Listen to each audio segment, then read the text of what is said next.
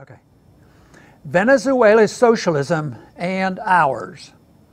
This week we witnessed the horrible spectacle of Nikki Haley, President Trump's ambassador to the United Nations, joining a protest outside the UN building and calling for the people of Venezuela to overthrow their government. "We're going to fight for Venezuela," she shouted through a megaphone.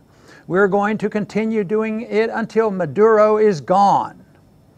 This is the neocon mindset, that somehow the U.S. has the authority to tell the rest of the world how to live and who may hold political power regardless of elections.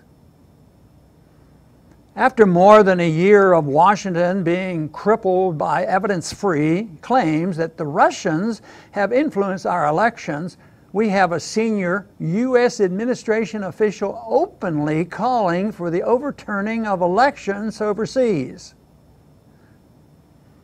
Imagine if President Putin's national security advisor had grabbed a megaphone in New York and called for the people of the United States to overthrow their government by force.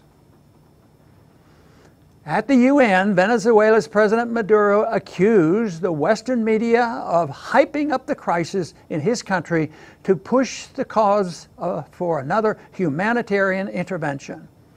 Some may laugh at such a claim, but recent history shows that interventionists lie to push regime change, and the media goes right along with their lies. Remember, the lies about Gaddafi giving my Viagra to his troops to help them rape their way through Libya. Remember the babies thrown from incubators and mobile chemical labs in Iraq. Judging from past practice, there is probably some truth in Maduro's claims. We know socialism does not work. It's an economic system based on the use of force rather than economic freedom of choice. But while many Americans seem to be in a panic over the failures of socialism in Venezuela, they don't seem at all to be concerned that right here at home, President Trump just signed a massive $1.3 trillion spending bill that delivers socialism on a scale that Venezuelans couldn't even imagine. In fact, this one spending bill is 3 times Venezuela's entire gross domestic product. Did I miss all the Americans protesting this welfare, warfare, state socialism? Why all the neocon and humanitarian interventionist concern for the people of Venezuela?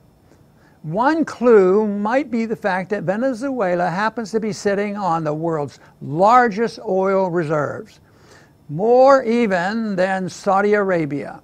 There are plenty of countries pursuing dumb economic policies that result in plenty of suffering, but Nikki and the neocons are nowhere to be found when it comes to concern for these people.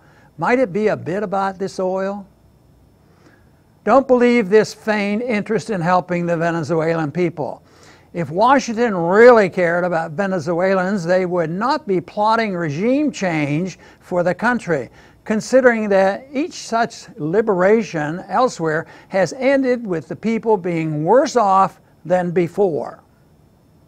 No, if Washington and the rest of us really cared about Venezuelans, we would demand an end to the terrible U.S. sanctions on the country, which only make a bad situation worse and would push for far more engagement and trade. And maybe we'd even lead by example by opposing the real existing socialism here at home before seeking socialist monsters to slay abroad. Thanks for listening.